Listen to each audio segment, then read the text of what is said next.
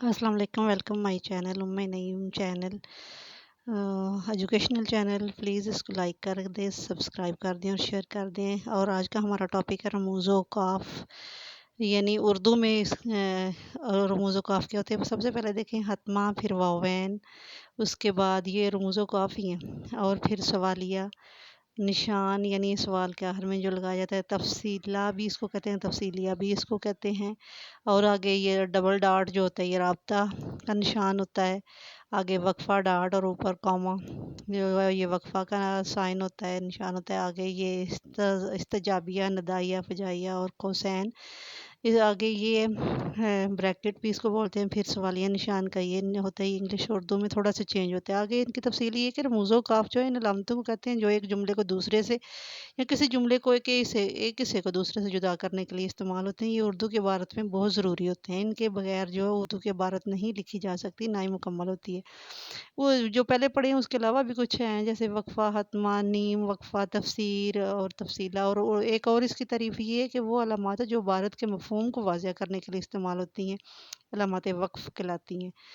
तो इनका इस्तेमाल उर्दू की इस्तिलाहात में, उर्दू की लिखाई में, उर्दू की इबारत में बहुत ज़रूरी है।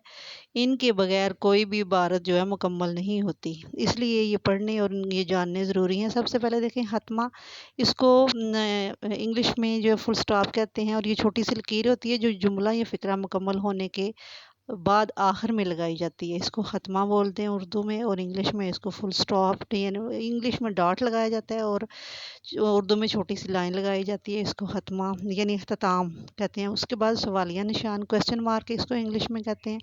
और ये सवालिया फ़िक्रे के आखिर में लगाई जाती है, यानी आपको कौन सा फल पसंद है, कौन सा फूल पसंद है, आपको क्या पसंद है, खाने में क्या पसंद है, कपड़े कौन से पसंद है। यानी सवाल जब किया जाता है तो सवाल को जब लिखा जाता है उसके आखिर में ये लगाई जाती है अलामत।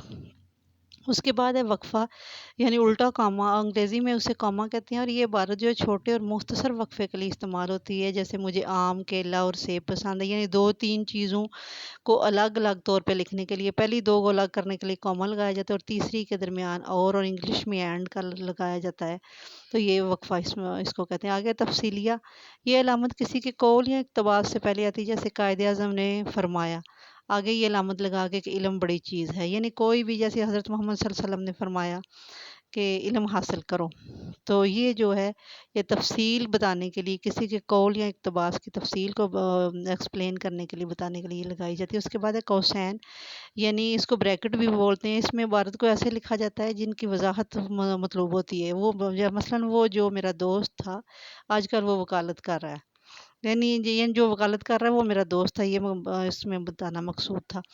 तो ये चीज़ कोसैन किसी की तशरीह के लिए बता लिखी जाती है। आगे वावैन, उल्टे सीधे कामे, इन्वर्टेड कामा इसको इंग्लिश में कहते हैं। और ये अलामत भी किसी का इक़्तिबास पेश करते हुए कौल के शुरू और आखिर में लगाई जाती है, जैसे कि उसने कहा, जी मेरे आका।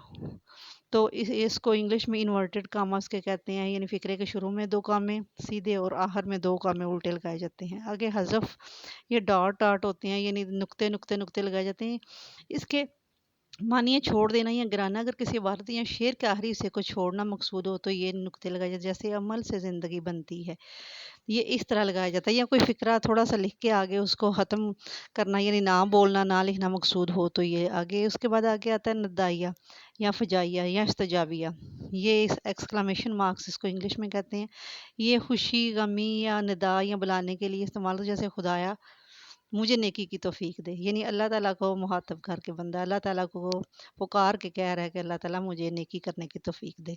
आगे इसकी तफसील है कि रमूज़ थोड़ी ज़्यादा है कि देखें कि रमूज़ो काफ क्या होते हैं। कि जैसे एक अमीर आदमी के घर चोर आ गया तो उसकी आंख खुल गई है, उसने अपने नौकर को या पड़ोसी को आवाज़ दी है कि चोर को रोको मत, जाने दो। तो ये इसने लगाए हैं काम में, तो इसको थोड़ा चेंज कर दे तो मतलब चेंज हो जाता है। तो ये देखें, अगर आपको मेरी वीडियो पसंद आई है तो इसको लाइक कर दें, शेयर कर दें, सब्सक्राइब कर दें मेरा चैनल। Thanks for channel.